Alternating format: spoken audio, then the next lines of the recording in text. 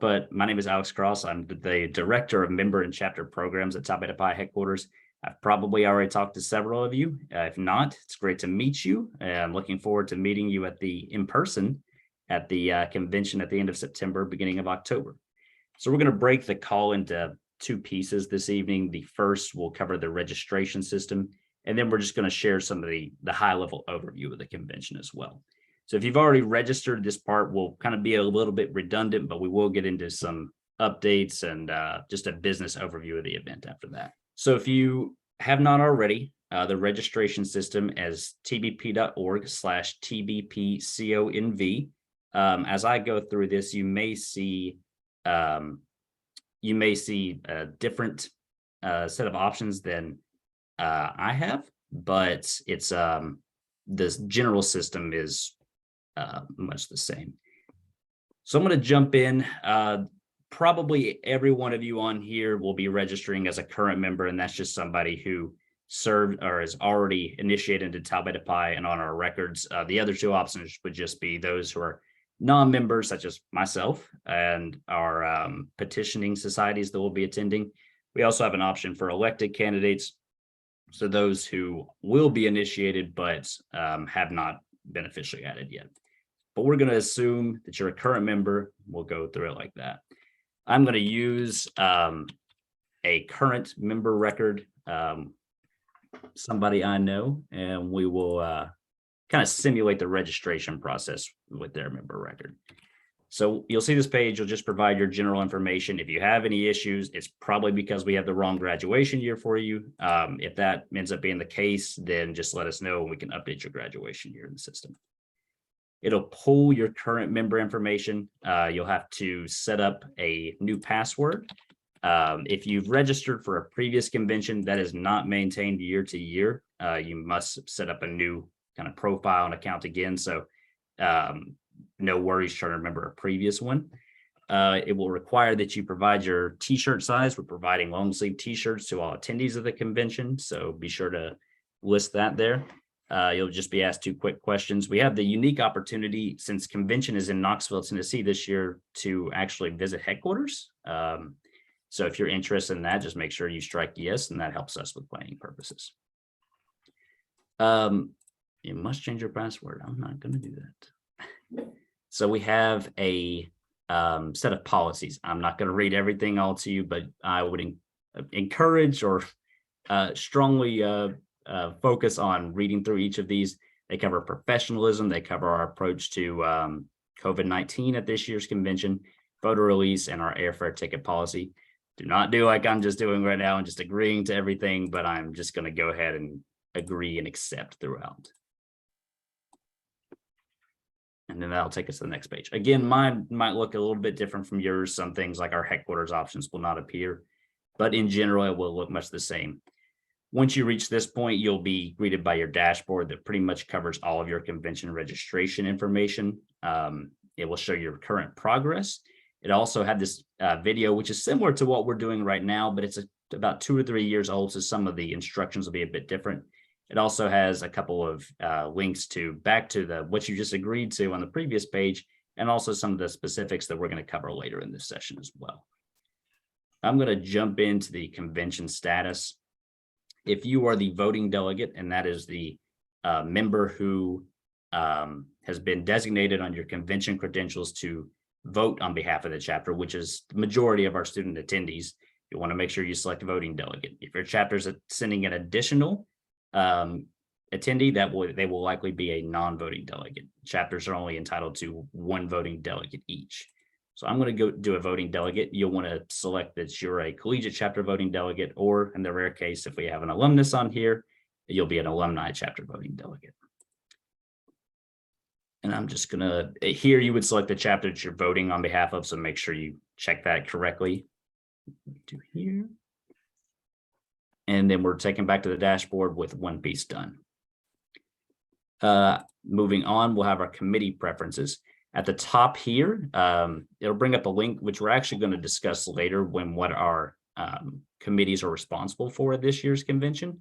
But and so it gives you a background to inform your selections, but you'll either put that you're interested or preferred for these committees. You can select as many as you like with your interest.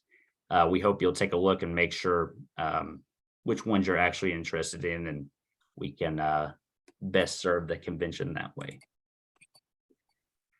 Jump into the travel request section. So this one's going to be a little bit weird because I can't really provide full travel specifics since I'm just kind of simulating this, but we'll kind of run through what that looks like. So I would say that the majority of our attendees will need headquarters to make airline reservations. Definitely read through on what this looks like.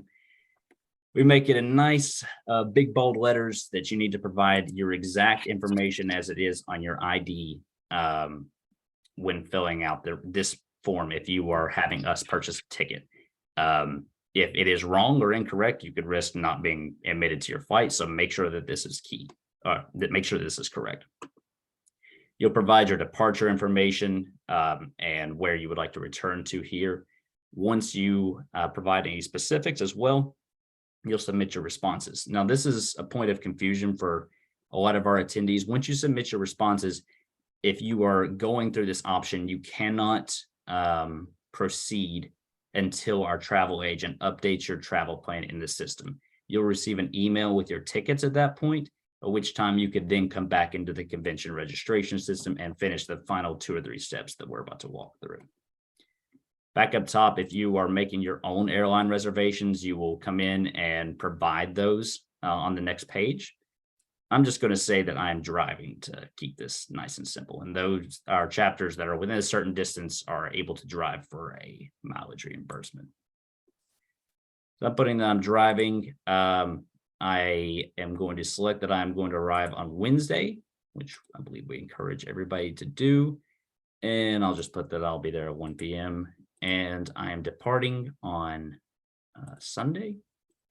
And we'll make that 1 p.m. as well. Up here, it's automatically defaulted that I don't need airport travel since I'm driving. But if you're flying and you are coming into the Knoxville airport and you do need transportation, make sure that you check that, and we'll have a shuttle available to get you to the hotel. So proceeding on to the package selection. Again, most chapters send just one voting delegate, and those are covered for their full packages. The majority of our attendees will arrive on Wednesday, which will be the full 4-night full package. That covers the registration fee, your lodging, and all of your meals as well. So click here. If you're doing a full package, you don't need to worry about this. This is more for our attendees that are only there for part of it as well. So if you're a voting delegate, you'll focus on that. If you are not a voting delegate, or probably not a non-voting delegate either, you'll want to select what's appropriate for your attendance. Let's see. The special request, make sure right here, if you have any food allergies or anything like that, make sure to mention that there. We will do everything we can to accommodate the specifics there, but if we don't know, we can't do anything. So make sure to provide that. And then hotel reservation opens up. Virtually everyone will need to know that they are need a room at the convention. It's defaulted to the nights when you will arrive and when you will, or the last night that you'll need. So you'll see that there. A couple of notes just that are applied to all of our attendees. We'll take care of the hotel reservations for you. You don't need to call or email anybody else. If you provide that it's double occupancy, that's what's covered in the full package. If you select single package or a single occupancy, you will be charged an additional $87 per night. Just a heads up there. If you are you're coming with somebody that you know or you have any preference, you can provide the preferred roommate's name, and we'll do our best, and shouldn't be an issue in most cases, to get you paired with them. You'll just need to select their chapter as well. If there are any notes that you need to list or any accessibility points to note, this would be the spot you'd want to put it in as well. Let's see. Oh, I missed something. Oh, I have no preference for a roommate. So that takes care of that section. I believe at this point, that covers all of the steps for registration. You'll see the progress bar is now complete. The only time that it's a pretty simple process, since I listed that I was driving. For those that are flying, again, and if you are having headquarters make your reservations, you won't be able to progress past the travel plan section until our travel agent provides you your ticket. So just a reminder there, it's working as intended. It just takes a couple of days more, and then you can come back in and finish that up. So that covers the general registration process. We'll jump back to this at the end if there are any questions about that. But we try to keep everything in the system to where you can quickly get the information and instructions, and again, walk-through video that you may need. Wanted to mention we have 2 recruiting fairs this year. We have a virtual option and an in-person option. For those actually attending the convention, we will have a booth set up for a several-hour period where you'll be able to meet directly with our recruiters. We're trying to get as many corporate sponsors and graduate schools to attend as well. So trying to have a nice variety for our attendees there. Even larger than that this year, we're continuing our virtual recruiting fair, which is going to be on September 22nd. It's going to be right now from 10 a.m. to 5 p.m. We'll be sending out additional information for that very soon. But the key difference here is that all of your chapter's members can attend. So we strongly encourage you to pass that information out to your chapter members, encourage them to register for that once the links are sent out, and they'll be able to meet with our recruiters in a virtual format. Okay, so a couple of tools that I'm going to bring back up on the screen. We're going to focus mainly on the general convention information, the tentative schedule, and the business summary. And I'm also, I don't have it pulled up, but we also have a resume upload system for the recruiting fairs. When the email goes out that will inform you about the virtual recruiting fair, you also get this link as well. And our recruiters will have access to your resume throughout the year as well. So this isn't just a one-time piece. It's a great tool. Hopefully connect some of our members with our excellent partners as well. So I'm going to jump back over. And that first link, and again, I'll send these out or we can post them in the chat. The first link brings you here, and this is pretty much everything you need to know regarding this year's convention. It'll provide a lot of the schedule links and everything that we'll go through. It has the list of the current recruiters. This page right here, general information, is the everything you need to know, basically. We get a lot of questions about travel logistics and different things about meals and everything en route. I would encourage you, I'm not going to read through all of this, but to read through this page. It provides pretty much everything one would need to know to successfully get to convention, have a great time, and get back as well. So again, that's on that first link and clicking general information. As we get closer to convention, you'll receive a couple more reminder emails, and this page is usually linked to there. So just keep an eye out for that as well. I wanted to just review the tentative schedule right now. Again, we start on Thursday morning. So most of you are arriving on Wednesday. That's the general case that we encourage. And we get everything going around 8 o'clock on Thursday morning. And then we have 3 great days of fun planned. The recruiting fair will be on Thursday afternoon. You'll see here, again, I'm not going to read through everything, but we have a lot of committee meetings and business meetings. After a couple of years away from having an in-person convention, there's a lot to cover. So we're looking forward to getting a lot done, having a lot of great sessions. In addition, we have professional development sessions throughout the event where you'll be able to choose the topic that you're interested in.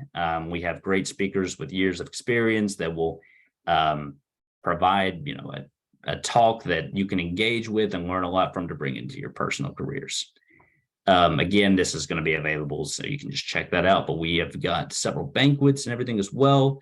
We will also be having a model initiation on Saturday. And I know many of you have not had experience with in-person initiations as we've been recovering from the pandemic.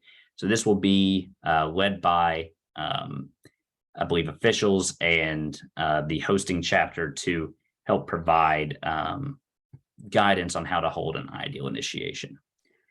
Jumping into the last link is our business summary. As I mentioned, after a couple of years away from holding an in-person convention, we have quite a bit to get through. This page was also, if you remember back to the committee selection, this was the page it would have brought you to. Our business is primarily broken down by what our committees report out to our business session. So the committees drive a lot of the business at the convention. Again, not reading through everything, but it gives you a high level idea of what we are planning for this year. And if you have any questions about any of this, we can definitely answer those as well. But we have several committees, so make sure to read through and select the one that closely aligns or closest aligns with what you are most interested in. You can also just put that you are generally interested in it. We will try to sort everybody as best as we can into the committee of their preference. I'll let Kurt correct me if I'm wrong, but if there's not an interested student who would like to go, in that case, if the chapter chooses you to attend as the voting delegate, you can attend as the voting delegate. We have no hold against that. The only other thing that would need to be done is your chapter would need to update their credentials indicating that you're the voting delegate if you end up being that. But at this point, the only additional available funding is the 20% of the travel expenses for advisors at this point.